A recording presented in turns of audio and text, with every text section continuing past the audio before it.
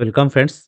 যারা ভূমিহীন ক্ষেত মজুর আছে তাদের জন্য বার্ষিক আর্থিক সহায়তা প্রকল্পে নাম নথিভুক্তকরণের একটি আবেদনপত্র। এই আবেদনপত্রটি কিভাবে ফিল আপ করবেন, কি কি ডকুমেন্ট লাগবে, কোথায় আবেদন করবেন, কারা আবেদন করতে পারবেন ইত্যাদি বিষয় নিয়ে বিস্তারিত জানাবো এই ভিডিওর মাধ্যমে। চলুন শুরু করা যাক। ভূমিহীন ক্ষেত মজুরদের জন্য বার্ষিক আর্থিক সহায়তা প্রকল্প, এই স্কিমটি পশ্চিমবঙ্গের বাসিন্দা ক্ষেত মজুরদের জন্য প্রযোজ্য হবে।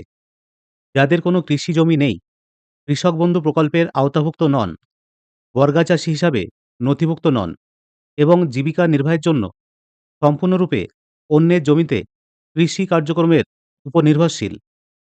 এই প্রকল্পের অধীনে ক্ষেত মজুরেরা প্রাথমিকভাবে যারা জীবিকা নির্বাহের জন্য কৃষি এবং সংশ্লিষ্ট কার্যকলাপের উপর নির্ভরশীল, তাদের ব্যাংক অ্যাকাউন্টে সরাসরি ৪,০০০ টাকা বার্ষিক আর্থিক সহায়তা প্রদান করা হবে। এই অর্থ একবার রবি ফসলের মরশুমে এবং আরেকবার খরিফ ফসলের মরশুমে দুটি সমান কিস্তিতে ২,০০০ টাকা করে প্রদান করা হবে। যাই হোক বন্ধুরা, আপনারা এই ফর্মটা কিভাবে ফিল আপ করবেন সেই বিষয়ে আমি বিস্তারিত জানাবো, সঙ্গে থাকুন। বন্ধুরা, আপনারা এই ফর্মটা যুবসাথীর ক্যাম্প থেকেই সংগ্রহ করবেন। এছাড়াও ভিডিও ডেসক্রিপশনে এই লিঙ্ক দেয়া থাকবে, আপনারা এই ফর্মটি ডাউনলোড করে নিতে পারবেন। ঠিক ডান দিকের কর্নারে দেখুন, এখানে লেখা আছে enrolment number for office use only. অর্থাৎ এখানে আবেদনপত্রের যে নাম্বারটা বসবে সেটা কিন্তু অনলি অফিস থেকেই দেওয়া হবে। এখানে আপনাদের কিছু করার বা কিছু লেখার দরকার নেই। এটা অফিসের কাজ, অফিস থেকেই এটা করা হবে। এরপরে পার্সোনাল ডিটেইলস, এইখানে আপনার নামটা এইভাবে লিখবেন, অবশ্যই ক্যাপিটাল লেটারে, অর্থাৎ বড় হাতের। যদি আপনি বাংলায় লেখেন, বাংলায় লিখবেন, আদারওয়াইজ আপনি ইংলিশে লিখলে অবশ্যই ক্যাপিটাল লেটার ব্যবহার করবেন। এরপর নেক্সট হচ্ছে রেসিডেন্সিয়াল অ্যাড্রেস। প্রথমেই ভিলেজ, অর্থাৎ গ্রামের নাম। আপনারা গ্রামের নামটা এইভাবে লিখবেন। তারপরে গ্রাম পঞ্চায়েত, তারপরে পোস্ট অফিস এইভাবে লিখবেন। তারপরে ব্লক, আপনার যে ব্লক সেই ব্লকটা এইভাবে লিখবেন। তারপরে পুলিশ স্টেশন, তারপরে জেলা, তারপরে পিন নাম্বার। এইভাবে এই ঘরটা আপনারা ফিল আপ করবেন। এরপরে নেক্সট হচ্ছে ফাদার্স বা হাসব্যান্ড নেম, পিতা বা স্বামীর নাম। এইখানে দেখুন, তো এইখানে আপনার, যদি আপনি বিবাহিত হন সেই ক্ষেত্রে আপনার স্বামীর নাম লিখবেন অথবা বাবার নামটা লিখবেন এইভাবে। তারপর ডেট অফ বার্থ, আপনার জন্ম তারিখটা ডিডি ওয়াইওয়াই, অর্থাৎ প্রথমেই তারিখ, তারপরে মাস, তারপরে বছর এইভাবে লিখবেন। ১/৪/২০২৬ হিসাবে আপনার ডেট অফ বার্থ যেটা, সেই হিসাবে আপনার বয়স কত হচ্ছে সেটা এইভাবে লিখবেন। এরপরে জেন্ডার, আপনি যদি পুরুষ হন সেই ক্ষেত্রে আপনি এই ঘরে টিক চিহ্ন দেবেন। যদি আপনি ফিমেল হন সেই ক্ষেত্রে আপনি এই ঘরে টিক চিহ্ন দেবেন। আদার্সরা এই ঘরে টিক চিহ্ন দেবেন। এরপরে কাস্ট, এই কাস্টের জেনারেল, এসসি, এসটি, ওবিসি, এই ৪ টে কাস্টের মধ্যে আপনার যেটা প্রযোজ্য বা আপনার যেটা হবে সেই ঘরের বক্সে আপনি টিক চিহ্ন দেবেন। নেক্সট হচ্ছে মোবাইল নাম্বার, অবশ্যই লিঙ্ক উইথ ব্যাংক অ্যাকাউন্ট। আপনার ব্যাংক অ্যাকাউন্টের সঙ্গে যে মোবাইল নাম্বারটি লিঙ্ক করা আছে সেই নাম্বারটাই কিন্তু এখানে এন্টার করবেন এইভাবে। এরপরে আধার কার্ড নাম্বার, এইটা কিন্তু ম্যান্ডেটরি, অর্থাৎ আপনার আধার কার্ড নাম্বারটি কিন্তু অবশ্যই দিতে হবে, এইভাবে লিখবেন। আমি এখানে লাস্টে ক্রস করে দেখিয়েছি, আপনারা পুরোটাই লিখবেন। তারপরে ভোটার কার্ড, এটা অপশনাল আছে, আপনারা চাইলে দেবেন, না চাইলে নাও দিতে পারেন। নেক্সট হচ্ছে ভেরি, ভেরি ইম্পোর্টেন্ট, সেটা হচ্ছে ব্যাংক ডিটেইলস। সঠিকভাবে ফিল আপ করবেন। প্রথমেই name as per bank account, bank account অনুযায়ী নাম, অর্থাৎ আপনার ব্যাংক অ্যাকাউন্টে কি নাম আছে সেই নামটা এইভাবে লিখবেন। এরপরে অ্যাকাউন্ট নাম্বার, এইখানে আপনার পাসবুক দেখে অ্যাকাউন্ট নাম্বারটা এন্টার করবেন। তারপরে আইএফসি কোড, অবশ্যই আপনার পাসবুকের ফ্রন্ট পেজে এই আইএফসি কোডটা পাবেন, এইভাবে লিখবেন। তারপরে ব্যাংক নেম, আপনার যে ব্যাংক সেই ব্যাংকের নাম লিখবেন। তারপরে ব্রাঞ্চ নেম, তারপরে আপনার ব্যাংকের যে শাখা কোথায় অবস্থিত সেই শাখার নাম এইভাবে লিখবেন।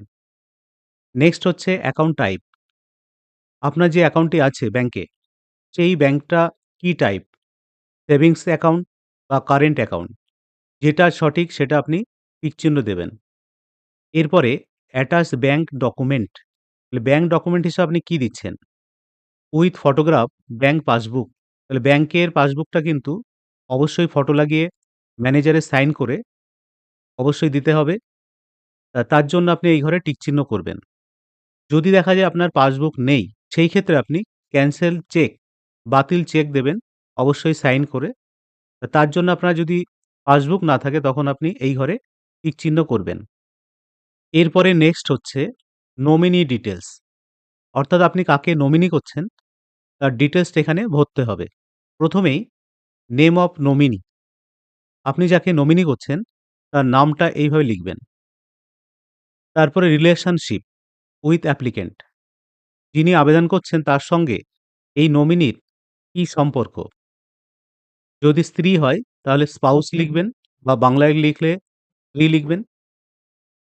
তারপরে নমিনিস ফাদার বা হাসব্যান্ড নেম, তাহলে এখানে নমিনির বাবা অথবা স্বামীর নাম লিখবেন। তো এইখানে আমি লিখেছি এইভাবে, এখানে ফাদার্স নেমটা লিখেছি আমি। তারপরে ডেট অফ বার্থ, নমিনির ডেট অফ বার্থ কত সেটা এইভাবে লিখবেন। ডিডি, ওয়াইওয়াই ফরম্যাটে, অর্থাৎ প্রথমে তারিখ, তারপরে মাস, তারপরে বছর এবং ১/৪/২৬ অনুযায়ী তার বয়স কত সেটা এখানে লিখবেন। এরপরে name of guardian if less than 18 years, যদি ১৮ বছরের কম বয়স হয় সেই ক্ষেত্রে কিন্তু এখানে তার বাবার নামটা লিখবেন। এরপরে নিচের দিকে ঠিক এই জায়গাটা ডিক্লারেশন আছে, আমি বাংলাটাই পড়ছি এখানে আপনাদের বোঝার সুবিধার্থে। আমি এত দ্বারা অঙ্গীকার করছি যে আমি অন্য কোনো জায়গায় ভূমিহীন ক্ষেত মজুরদের জন্য আর্থিক সহায়তা প্রকল্পে নথিভুক্তকরণের জন্য আবেদন করিনি। উপরোক্ত সমস্ত বিবরণ ও তথ্য আমার জ্ঞান ও বিশ্বাস মতে সত্য। এই কথাটা লিখে তারপর আপনি এখানে সাইন করবেন। সাইন না করলে এখানে আপনার বাম হাতের টিপসই দেবেন। আর বাম দিকে এখানে তারিখটা লিখবেন। এইভাবে যে ডেটে আপনি জমা করবেন সেই ডেটটা এখানে দেবেন এইভাবে। এরপর তার নিচের অংশটা দেখুন। এইখানে দেখুন একটা কাচি চিহ্ন আছে। এইখানে লক্ষ্য করুন অ্যাকনলেজমেন্টস রিসিপ্ট, প্রাপ্তি স্বীকারপত্র। ঠিক ডান দিকে এখানে এটা অফিস থেকে আপনাকে দেবে এই নাম্বারটা, এনরোলমেন্ট নাম্বার। এইভাবে এটা লেখা থাকবে। তারপরে আপনি এটা ফিল আপ করেই দেবেন। এখানে আপনার নাম লিখবেন, আবেদনকারীর নাম। তারপর এখানে অ্যাকনলেজমেন্ট আইডি এটা অফিস থেকে দেবে। তারপর ডেটটা এইভাবে বসিয়ে দেবেন। এবং রিসিভার যিনি এই আবেদনপত্র গ্রহণ করছেন বা জমা নিচ্ছেন তার এখানে সাইন সিলটা হবে এবং এই অংশটা কাচি চিহ্ন যেটা আছে, এই অংশটা ফর্ম যখন জমা দিচ্ছেন, এই অংশটা আপনাকে কেটে হাতে দিয়ে দেবে। এরপরে আরেকটি ফর্ম আপনারা ফিল আপ করবেন, সেটা হচ্ছে সংযোজনী এ, এটারও ইংলিশ ভার্সন আছে অ্যানেক্সার এ বলে। যেটা আপনার সুবিধা হবে সেই ফর্মটি আপনি ফিল আপ করবেন। তো এখানে বোঝানোর জন্য আমি এই বাংলা ফর্মটাই বেছে নিচ্ছি। সংযোজনী এ বা অ্যানেক্সার এ, এই ফর্মটা আপনাকে ফিল আপ করতে হবে। কি আপনাকে ফিল আপ করতে হবে? আধার তথ্য, আধারের সঙ্গে যুক্ত মোবাইলের তথ্য এবং আধার তথ্য সরকার দ্বারা ব্যবহার করার অনুমতি। তার মানে এটা হচ্ছে আপনার আধার কার্ড যে ব্যবহার করবে তার একটা অনুমতিপত্র। তো প্রথমেই এখানে আপনার নাম লিখবেন। এখানে লেখা আছে ব্র্যাকেটে উপভোক্তার নাম। তারপর এখানে আপনার বাবার নামটা লিখবেন এইভাবে। তারপরে আপনার গ্রামের নাম লিখবেন। তারপরে গ্রাম পঞ্চায়েতের নাম লিখবেন। এরপরে আপনার ব্লক, আপনার যে ব্লক সেই ব্লকটা এইভাবে লিখবেন। তারপরে আপনার জেলার নাম লিখবেন। এই জায়গাটা কিন্তু একটু ভালোভাবে বুঝে নেবেন। দিয়ে এটা একবার পড়ে নেবেন। জেলার বাসিন্দা এত দ্বারা স্বেচ্ছায় ঘোষণা করছি যে আমার আধারের তথ্য ভূমিহীন ক্ষেত মজুরদের জন্য বার্ষিক আর্থিক সহায়তা প্রকল্পে আধার আইন 2016 এবং পরবর্তী সংশ্লিষ্ট নিয়মকানুন অনুযায়ী আমার পরিচয়ের সত্যতা যাচাই করার জন্য ব্যবহার করতে দিতে আমার কোনো রকম আপত্তি নেই। আমার আধার সংক্রান্ত তথ্য নিচে দেওয়া হলো। এরপরে আপনারা এখানে আপনার যে আধার নাম্বার, সেই আধার নাম্বার এভাবে এন্টার করবেন। আমি এখানে ক্রস করে দিয়েছি সুরক্ষার জন্য। আপনারা এখানে পুরো আধার নাম্বারটাই লিখবেন। আধারের সঙ্গে যুক্ত যে মোবাইল নাম্বারটি আছে আপনার সেটা এইভাবে এন্টার করবেন। তবে এখানে আমি ডেমো হিসেবে দেখিয়েছি। এরপরে ভোটার কার্ড নাম্বার। আপনার যে ভোটার কার্ডটি আছে তার নাম্বারটা এভাবে দেখে, দেখে লিখবেন।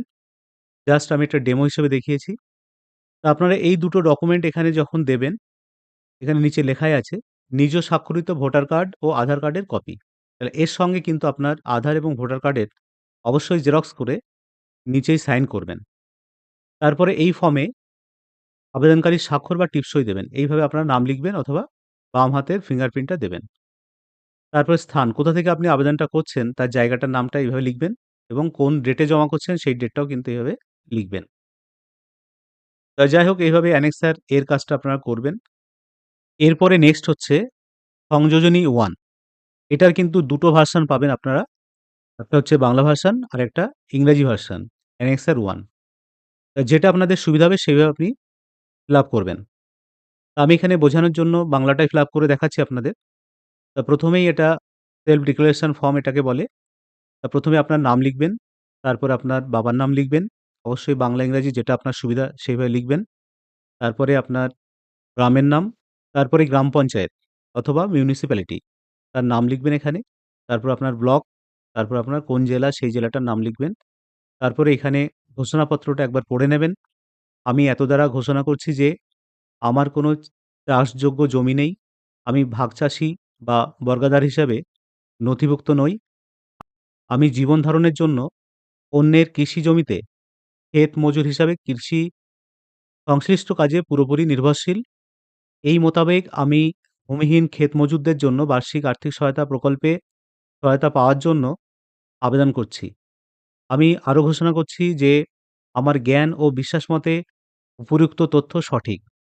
যদি কোনো সময় এই তথ্য ভুল প্রমাণিত হয় তাহলে উপযুক্ত কর্তৃপক্ষ আমার এই প্রকল্পে সুবিধা পাওয়ার দাবি সরাসরি বাতিল করে দিতে পারবেন এবং ইতিমধ্যে আমি যদি এই প্রকল্পের কোনো সুবিধা পেয়ে থাকি তা ফেরত দিতে বাধ্য থাকিব। আমি রাজ্য সরকারের নিম্নলিখিত প্রকল্পের একজন সুবিধাভোগী সেই হিসাবে কিন্তু এখানে ব্র্যাকেটে দেখুন লেখা আছে, সঠিক বক্সে টিক দিন।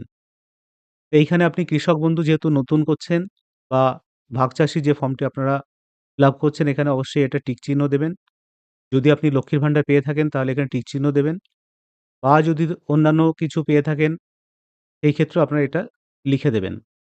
এরপরে নিচের দিকে আবেদনকারীর স্বাক্ষর বা টিপসই দেবেন। তার নিচে আবেদনকারীর মোবাইল নাম্বার। এখানে অবশ্যই আপনার মোবাইল নাম্বারটা দেবেন। বাম সাইডে আপনার জায়গার নাম লিখবেন, স্থান বলে লেখা আছে। তারপর এখানে তারিখটা দেবেন। এইভাবে আপনারা সেলফ ডিক্লারেশন ফর্মটি ফিল আপ করবেন। এরপরে একটা লিস্ট পাবেন আপনারা, যাকে বলা হচ্ছে চেক লিস্ট। অর্থাৎ আপনি কি, কি ডকুমেন্ট দিচ্ছেন তার একটা চেক লিস্ট। ১ম এই যেটা আপনাকে টিক করতে হবে সেটা হচ্ছে ভোটার আইডেন্টিটি কার্ড, তারপরে আধার কার্ড। ৩ নাম্বার হচ্ছে first page of bank passbook. যদি পাসবুক না থাকে ক্যানসেল চেক, যেকোনো একটা দিতে হবে। তারপরে mobile number link with bank account.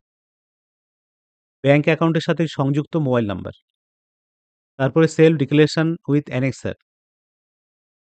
তারপরে বলা হচ্ছে consent letter for using Aadhaar data. এগুলো আপনারা আগে ফিল আপ করেছেন দেখালাম। এরপরে পাসপোর্ট সাইজ ফটো, এটাও দিতে হবে আপনাকে।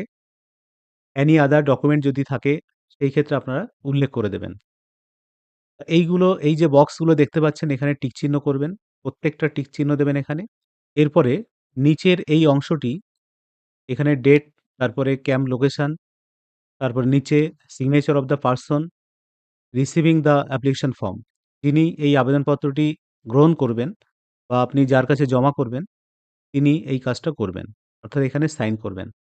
বন্ধুরা, এইভাবে ফর্মটি ফিল আপ করে ভূমিহীন ক্ষেত মজুরদের যে বার্ষিক আর্থিক সহায়তা কেন্দ্র করা হয়েছে অর্থাৎ যুবসাথী ক্যাম্প যেখানে হচ্ছে, এইখানে আপনারা এই ফর্মটি আপনার ডকুমেন্টের সঙ্গে জমা করুন। এরপরেও যদি কোনো বুঝতে অসুবিধা হয় অবশ্যই কমেন্ট সেকশনে জানান। যদি ভিডিওটি ইনফরমেটিভ মনে হয় তাহলে অবশ্যই লাইক, শেয়ার ও কমেন্ট করবেন। ধন্যবাদ।